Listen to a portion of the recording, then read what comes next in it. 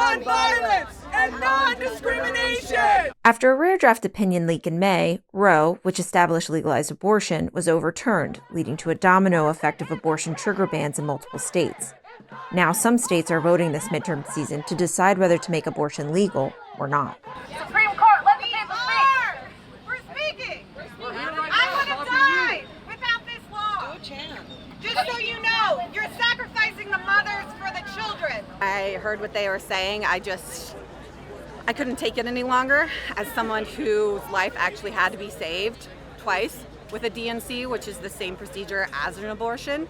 So I had to speak up on behalf of mothers like myself who have had to make that same choice. Right now in Michigan, kind of like everywhere in the country, we have significant races with anti-choice Republicans with extreme views on abortion running to take office and to kind of change the direction of the state. We have Tudor Dixon, the Republican, who has extreme views. She has been presented in multiple interviews with cases of teenagers who were victims of incest and who were raped and who she thought still should not have the right to terminate a pregnancy.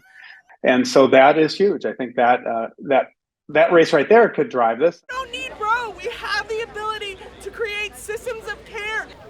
If they're going to supposedly save all the children, then go adopt them and then, put your money where your mouth is.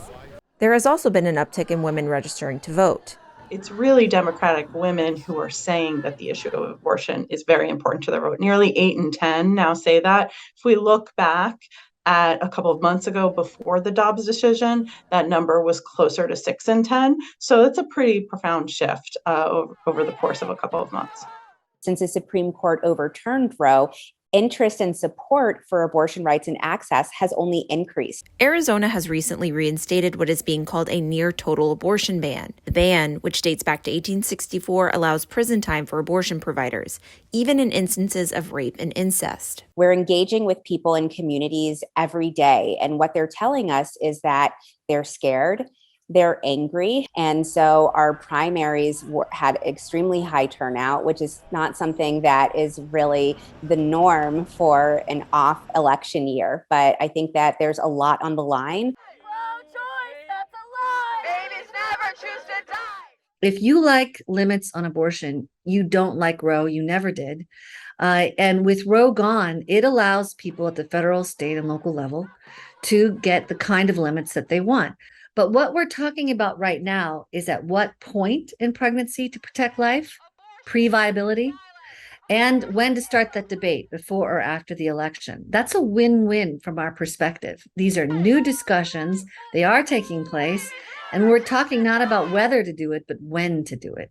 Our focus is on trying to flip those legislatures and engage in those states where we believe we can, after the election, get more states in which life is almost thoroughly protected in law. That's what we're working toward. In addition to the rise of abortion being an issue, particularly among Democrats and Democratic women, is also that voter enthusiasm.